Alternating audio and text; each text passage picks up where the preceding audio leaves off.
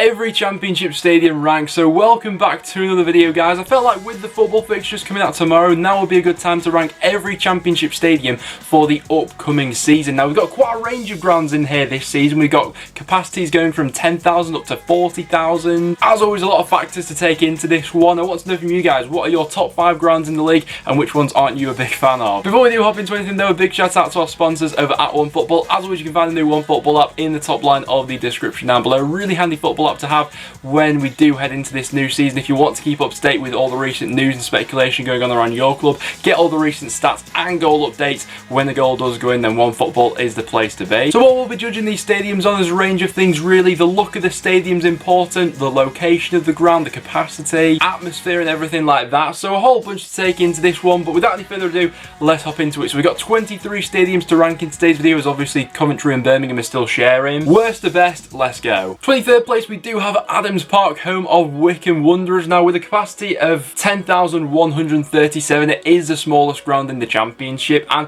I feel like as an away day, quite a few championship fans are actually looking forward to this one. I know myself as a North End fan, I hope that by the time away fans are allowed back in stadiums, we'll be able to go to Wycombe. But with some of the other grounds that it's up against in this division, it's tough to stack it up really. It's got a few things going for it. I like the old school terrace at one end of the ground, that's quite nice. Because of the size, it's got a bit of a charm about it. Half the car park's in a field. I might change my mind when I go this season, but for the time being, Adams Park's coming in 23rd. 22nd, we're going to have the Vitality, home of AFC Bournemouth. Once again, one of the more smaller stadiums in the league with a capacity of just over 11,000. It looked pretty out of place in the Premier League and still in the Championship, but I mean, hey, Bournemouth have done well for themselves, haven't they? This one's had multiple renovations throughout the year, so it's a little bit more up to date in terms of its facilities. And I know that at one stage, Bournemouth have actually been talking about developing a whole new stadium. The ground itself dates back to 1910. It's just on the smaller side. 21st position, we got Kenilworth Road, home of Luton Town. Now, does parts of the stadium look like it's fallen apart, and do you have to walk through someone's back garden to get into the stadium? Yes and yes. However, this one has also got a bit of a charm to it, hasn't it? I'd also say the home atmosphere from what I've seen of it from last season looked really good. Most weeks there are a sellout. I was a little bit gutted that North End never got the chance to go there last season with fans in the ground. With a capacity of 10,356, it does make it the second smallest ground in the league, but there's still that bit of charm about it. Then coming in 20th place, we have the Brentford Community Stadium. Now, Brentford fans, I'd be interested to get your guys' opinions on what do you think of this stadium, because for me personally, from the outside looking in, it's not really floating my boat. It looks very sort of like Euros under 21s Eastern European stadium or something like that. It doesn't look like it has much of a Brentford identity. I think that's because of the multicoloured seats, really. That's the elephant in the room here, isn't it? I'll hold back on my full judgment for this one until I actually go to the stadium though, because obviously I am just an outsider looking in at the moment. And I rate as well the fact that they had to be a little bit creative with how they actually built the stadium, considering the fact that they were working with such a small tight space to build in. But from Griffin Park to that,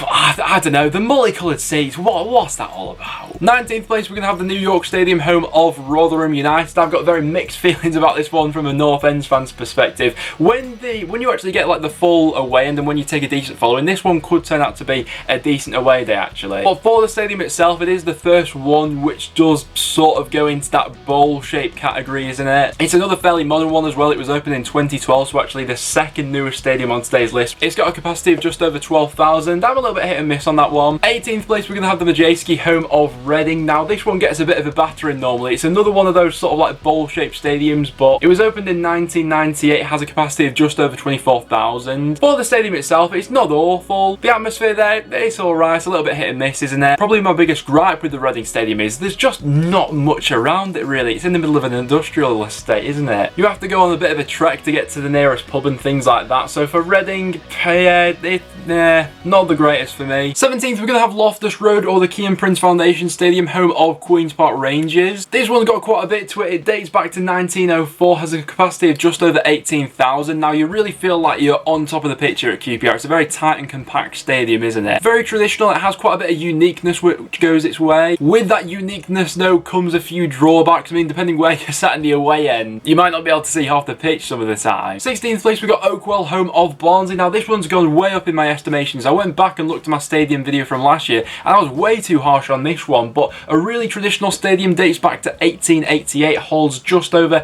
23,000. A lot of tradition to this one. It was rebuilt around the 1990s, but the west stand is still one of the original stands that they've got there. And it does look a little bit out of place compared to the 3 modern stands they've got. That also gives them that bit of tradition. Good solid championship stadium. 15th place we got the Den, holds just over 20,000 people. It was opened in 1993. Once again, a good solid championship stadium. You know what you're getting from this one. I like that each stand is freestanding. It's got the 2 tiers on each of them. I know there's been talks about stadium redevelops and building a new stadium and things like that, but deep down I quite like the Den. 14th we're going to have the Liberty, home of Swansea City. Opened in 2005, has a capacity of just over 21,000, and with them getting around like 18,500 as their average attendance, they get close to that capacity most weeks, so a stadium looks a lot better when it doesn't have like empty seats dotted all over, doesn't it? And for a modern stadium, I think it looks fairly fresh, to be honest. They've got the 2 tiers which go all around the stadium, which I think looks quite nice. The seating patterns as well, with the white and black seats, I mean, that makes such a difference compared to like Brentford Stadium that's got the multicoloured seats, doesn't it? In 13th place we're going to have Vicarage Road, home of Watford. Now this one dates back to 1922, has a capacity of just over 22,000, and this one's got quite a bit of uniqueness to it. There's quite a bit to like about this one. Each stand looks fairly different and has its own unique feel to it. They've done a few redevelopments to this ground over the years, and it's one of the few that I've not actually got to. Obviously, with Watford being in the Premier League for so long, I've not had the chance to visit with Preston yet. So that's one I'm very much looking forward to getting to this year, provided that away fans can go. And hey, when I am there in the flesh, it might go up in my estimations. Slap bang in the middle in 12th place, we're going to have Ewood Park, home of Blackburn Rovers. Loads of tradition to this ground, dates back to 1882, has a capacity of over 31,000, and is a good solid championship stadium for my view, you know. The only real stand that lets it down is the Riverside stand a little bit. Just looks a little bit out of place compared to the other 3. I know they did start to have plans about redeveloping that a little bit, but they were put on hold for the time being. I mean, you know me, I'm from Preston, so a Lancashire away day is always going to be up there, isn't it? Top 11 we go. In 11th place we then have the Riverside, home of Middlesbrough. Now in terms of capacity, this is right up there for one of the biggest in the championship. Holds over 34,000, was opened in 1995, so it's a relatively new one. I quite like it, to be fair. For a modern stadium design, I don't think it looks too bad. They separate it off into 2 tiers at some parts of the ground, and some of them it's just one big one with a sort of split in the middle. The only thing that knocks it down a place or two for me is the fact that there wasn't all too much really in the immediate area around the ground. To be fair, I did go on a Tuesday night with Preston last season, so it probably wasn't the best representation of it, but overall I don't mind the Riverside. 10th place we then have St Andrews, home of Birmingham and Coventry for the season as well. A lot to like about St Andrews. I think if I was judging it purely in terms of an away day, this one's right up there in the championship with me. I'd love a day out in Birmingham. The ground itself dates back to 1906, has a capacity of 29,409, and like I say, for an away day it has a lot going for it. Good location, lots to do around the ground, and in terms of the stadium itself, I quite like it. I think it's got a decent design. The only thing that lets it down a little bit is the main stand. That one's looking a little bit run down compared to everywhere else, but overall it's definitely up there for championship stadiums, I think. In 9th place we have the Cardiff City Stadium, opened in 2009, another fairly modern one, with a capacity of 33,280, is one of the biggest in the championship as well. I actually quite like it. The 2-tier stand saves it from being a boring bowl stadium. That extension brings it up in my estimations, and as modern stadiums go, I think that this one has actually got quite a nice look to it. I quite like the seating design they've got going on as well, and obviously they've really scaled up from their last ground. 8th place we got the John Smith Stadium, home of Huddersfield Town. Now this one's got quite a few unique characteristics about it. I've always quite liked Huddersfield. You've obviously got each of the 4 stands with the curving roof, which gives it a unique look. You then got some stands which are 2 tiers, and then others where it's just one big one. Always a massive fan of freestanding floodlights as well. It's quite unique because, I mean, the away concourse is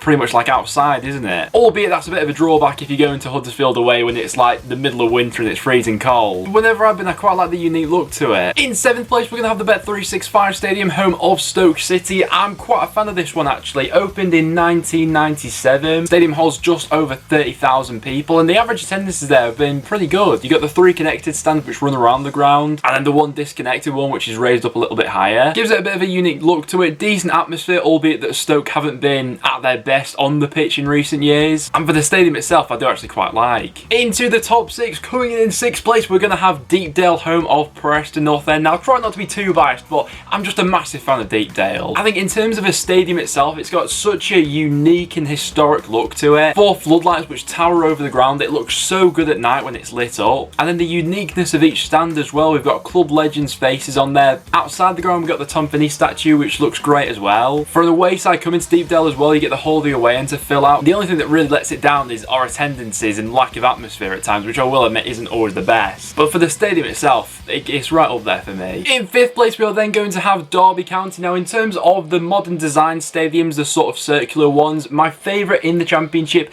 would probably be Derby's. I mean, let's be real about this. They saw Middlesbrough Stadium, basically said, oh, can I copy your homework? And then they made it a little bit better for my view. In terms of the stadium design itself, it is very similar to that Borough one, but they've just enhanced a few other things which put it up there for me. Location as well, which is another key thing for stadiums. I always enjoy going to Derby. You've got quite a bit to do up and around the ground. With it holding over 33,000 fans as well, the average attendances there have always been solid for the Championship, you know, upwards of 26,000. For a modern ground, Pride Park's up there for me. 4th place, we're then going to have Ashton Gate, capacity of 27,000. The stadium itself dates back to 1887. What I love about this one is it has that modern feel to it, but it's still quite unique. They've done a lot of redevelopments to Ashton Gate over the years, but it's still got that bit of character about it. You know, each stand has got its unique feel to it. There's always the danger when you're redeveloping a stadium to just have it morph into just a soulless bowl, where I don't feel like Ashton Gate, that's the case like that. They do really well with average attendances as well, upwards of 20,000. They put a lot of work into the surrounding area as well, with all the infrastructure around there. Don't know why, but I've always got a bit of a soft spot for Ashton Gate. In 3rd position then, we are going to have Carrow Road, home of Norwich City, another stadium which just ticks a lot of boxes for me. The ground itself dates back to 1935, has a capacity